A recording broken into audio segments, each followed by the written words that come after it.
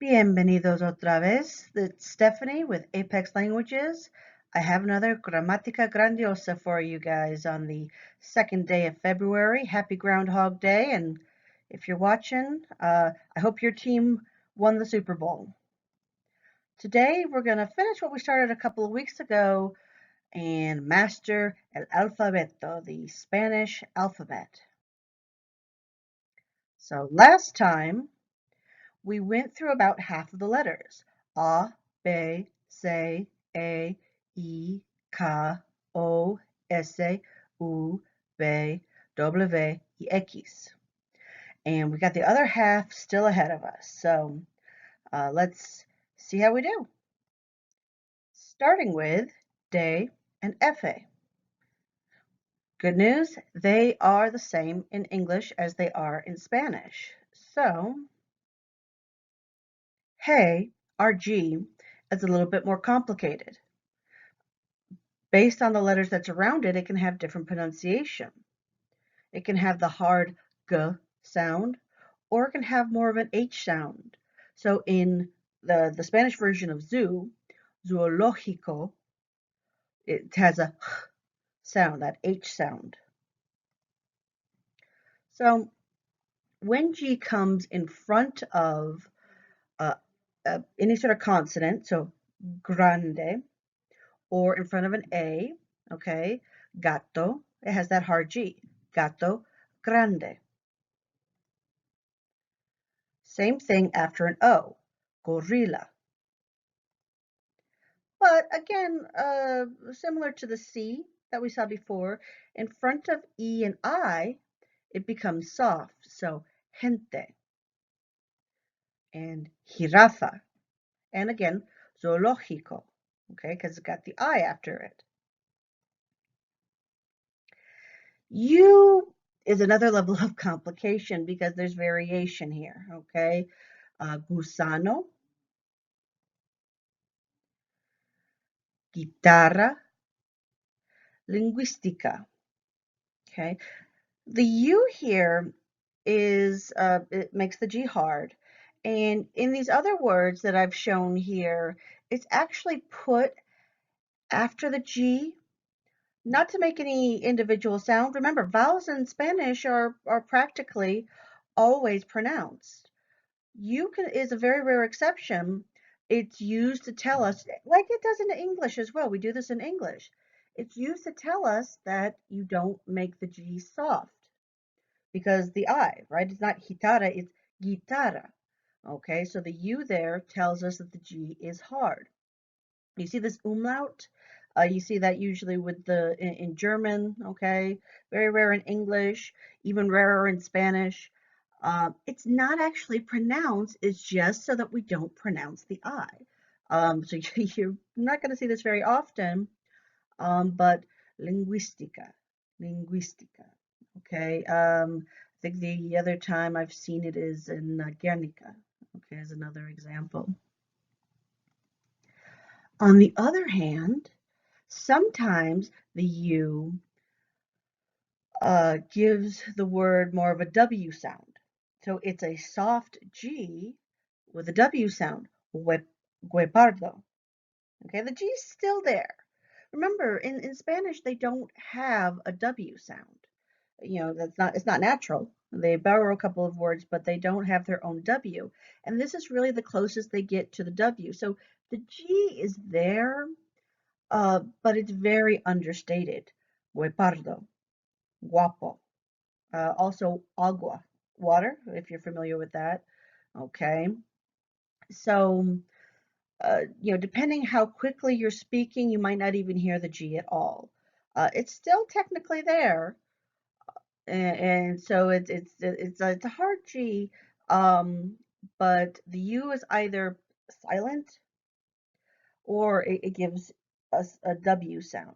Okay, so again, gusano, guitarra, linguística, guepardo, guapo. Next, let's talk about H, J, and Y. That's a fun one to say. Y. Okay, so H. Okay, In Spanish, it's silent. You do not pronounce the H at all.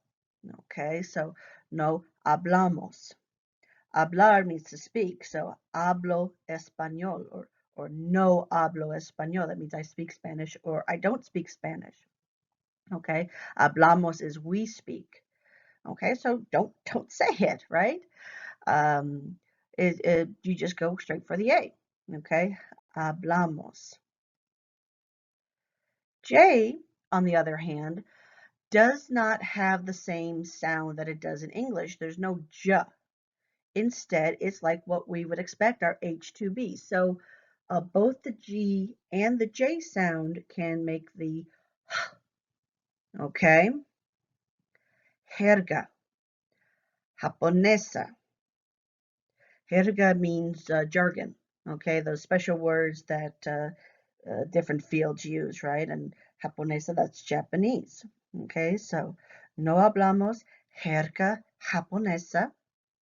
Okay, we don't speak Japanese jargon. And then we have Y. Now, one of the most common words you're going to hear in Spanish is y. That means and. Okay, H-I-J-I-Y. And that's always going to be pronounced y. Y, like in English, can be a vowel or a consonant. So that's the vowel version. And then you've got the consonant version. And this one is complicated as well. Partly it has to do with region, okay? And so there's a lot of places in the world where the Spanish Y is like the English Y, yeah. So Yasmin, Jessica, yo means I, very important word, okay? And always at the end of a word, estoy, segura. Estoy is, you have soy and estoy. They both end in Y, they both mean to be. Okay, and because that Y is at the end, it is pronounced like the English Y. Some regions, however, pronounce that Y like a J. That's why I've grouped these together. And so you'll see Spanish women in particular spelling their names with a Y. And in that case, they want you to pronounce it like a regular J. So Jasmine and Jessica. Ijo. All right, so be aware that there is variation depending on the region in what you might hear. You might just hear a y, or you might actually hear a j. The same is true for one of our next letters. L is L, is the same in Spanish as it is in English. La, leon, lion. The next sound, however, is unique to Spanish. You may be familiar with it if you've ever gone to Taco Bell and ordered a quesadilla. AA used to be an official letter, but it, along with CH, che, was removed when the alphabet was updated in 2010. Nonetheless, the double L combination still continues to throw Spanish learners because no one expects L plus L to equal Y. And, like Y that we talked about in the last slide, AA follows the same regional patterns. It could be pronounced like a Y or like a J. Since I tend to follow South American pronunciation, I personally pronounce it J. Either way, you've been pronouncing llama wrong all these years. It should be either llama or llama. Next, M, N, and Ñ. M and N are pronounced exactly the same as in English. M, N. So, mono. Ñ is a sound that we have in English. In English you find it spelled GN, the Italian way, and that doesn't really make any more sense anyhow. So it's a ñ. Ñ sound like gnocchi, lasagna, or niño. Okay, so n, ni, ño. This is a very important sound in Spanish, if all else fails, because the word español has an ñ in it. Here's another example. Feliz Año Nuevo. Be very, very careful with this, okay? Ano means anus, okay? not what you want to say when you're wishing someone a happy, happy new anus. Año. Año is year. Happy New Year. Now for ere. This is my least favorite letter. I've found in my experience that almost every language has a different way of pronouncing the letter R. How Spanish learners pronounce this letter plays a huge part in determining whether that person sounds like a native or a gringo, probably more than anything else. So it's hard but important. Hooray! When I was in high school, they taught me that I had to roll my R's dramatically. So I took an entire summer and learned how to do that, but that's not quite right.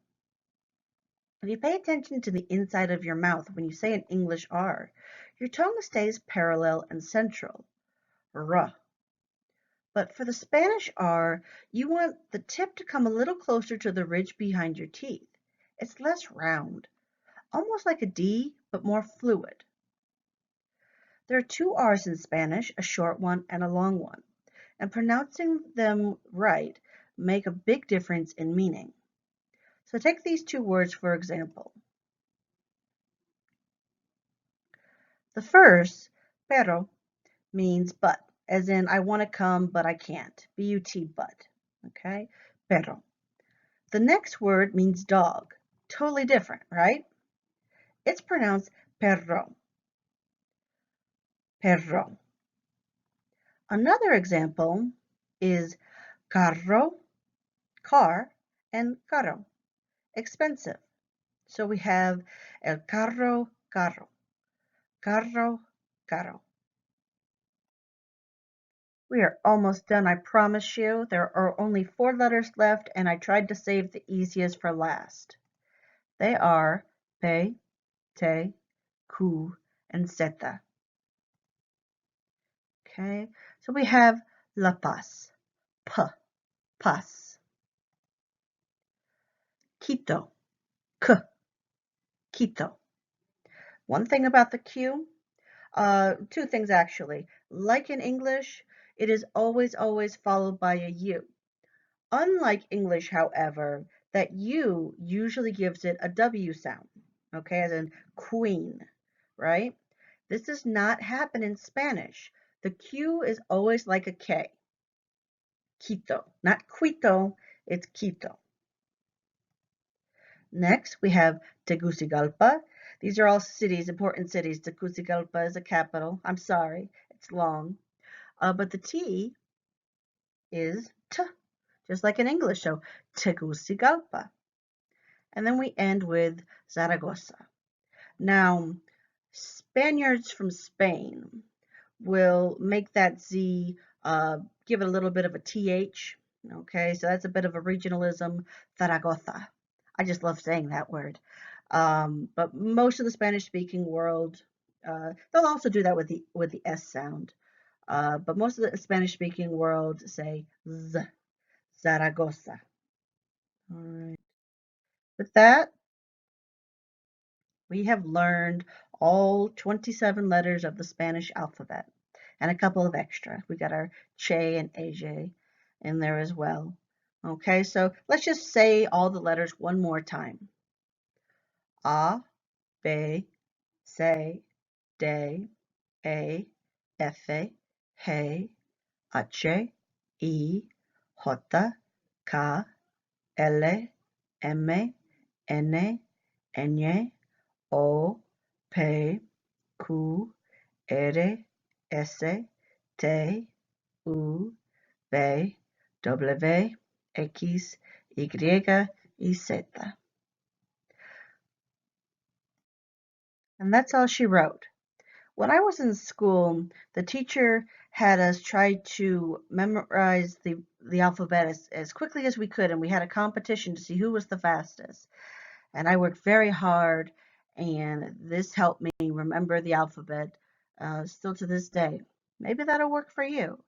But find a way to learn how to, practice and learn the words because they can be very confusing sometimes because they're so similar to English and yet The letters are pronounced a little differently, and when you actually use them, they can be a little different. So the first step to learning a language is mastering the alphabet. Practice makes perfect, though, guys. So don't give up, and make sure to keep checking in. I'll have more videos for you soon. Okay, visit apexlanguages.com. Thank you, as always, for watching my video. Que tengan buen fin de semana.